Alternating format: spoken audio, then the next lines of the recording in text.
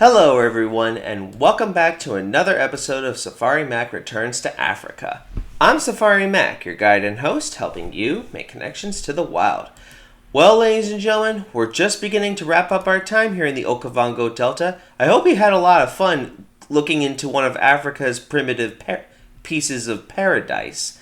But now it's time for us to move on and head to our next destination, which I will gladly reveal to you at the end of next week's episode, so stay tuned for that. Instead, today I'd like to introduce you to one of Africa's most endangered species of wildlife, the African wild dog, or known by their Latin name of Lycaon pictus.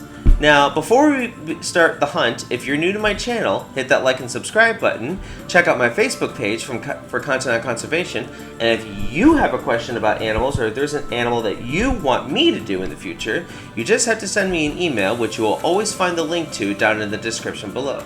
But if you're ready, I'm ready, let's run with the pack. Now, in terms of evolution and its family, it's fairly easy to figure out what this creature belongs to. The canines. Whether it's your dog or your wolf or even your fox, this is another member of the canine family. However, it's a little more different than your typical wolf and even your dog. Here's what I mean.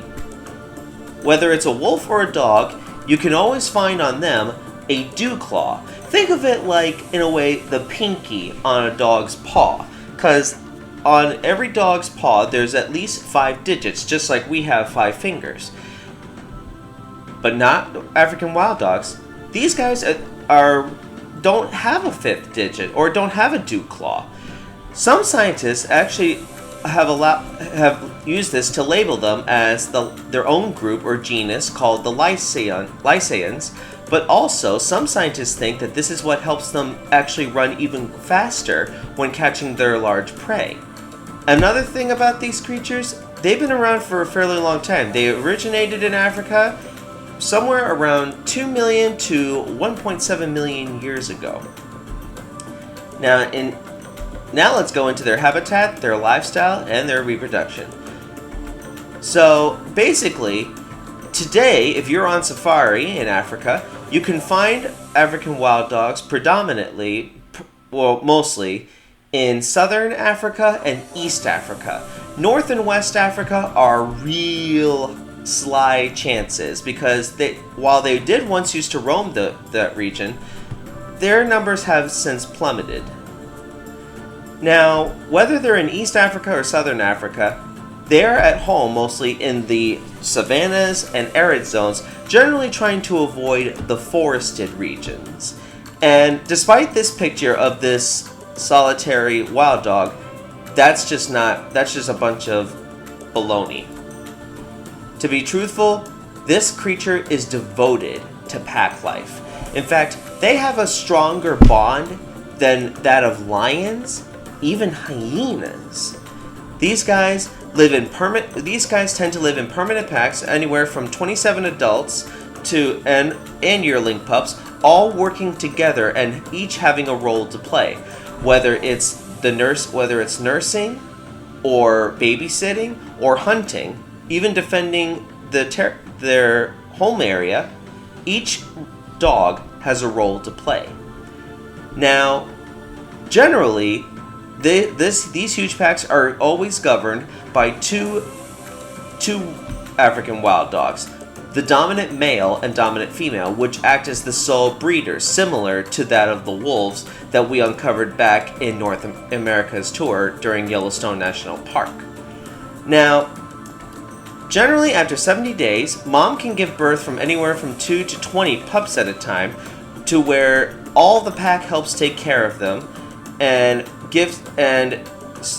actually brings home the food to the pups until they're at least old enough by 8 to 10 weeks of age to begin learning the ways of the hunt. And talking of hunting, let's get into that. Let's get into some practice now. So, the African wild dog is very much different from that of lions and hyenas. And I'm not just talking again about the bonds, I'm talking about their hunting strategies.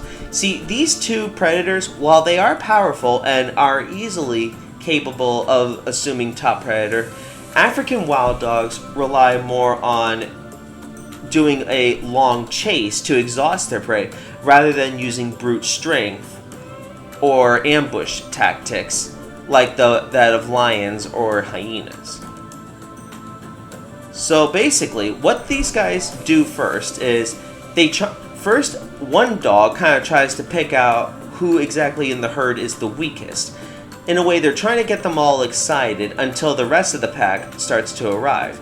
In a way, think of them as like sheepdogs. You know how they have to work to herd the sheep, and of course, though, the dogs aren't supposed to eat the sheep when it's all over. Of course, I know it's sad, but these guys don't do it for fun. They have to kill to survive. And you know what? Believe it or not, these guys seem to have a higher success rate than that of lions or hyenas.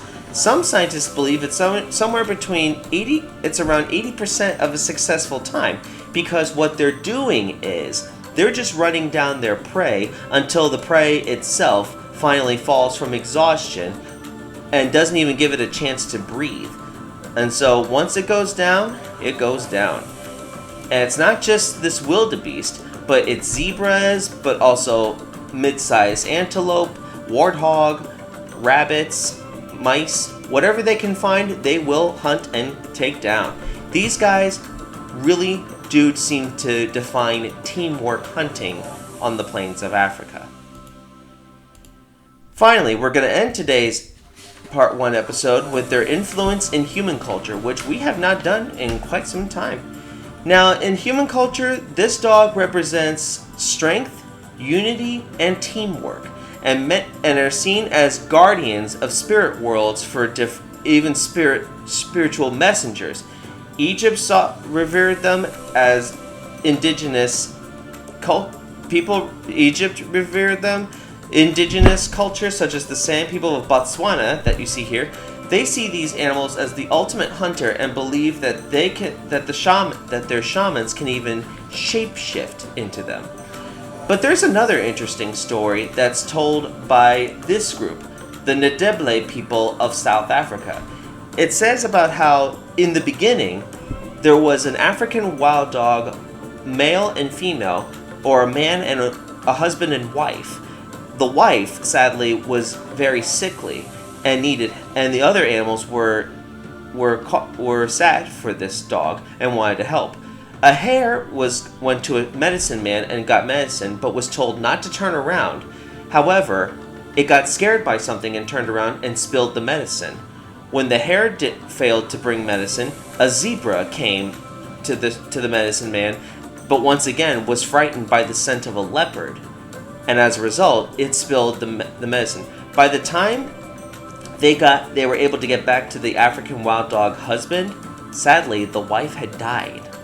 And as a result, the wild dog took it personally, and it's said that to this day they hunt the zebras and the hares as a form of revenge for failing to bring medicine to one of their lost ones.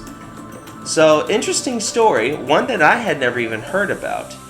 Well, ladies and gentlemen, I'm afraid that's all the time I have for part 1 this week, but until next week, this is Safari Mack. I'll see you all out there.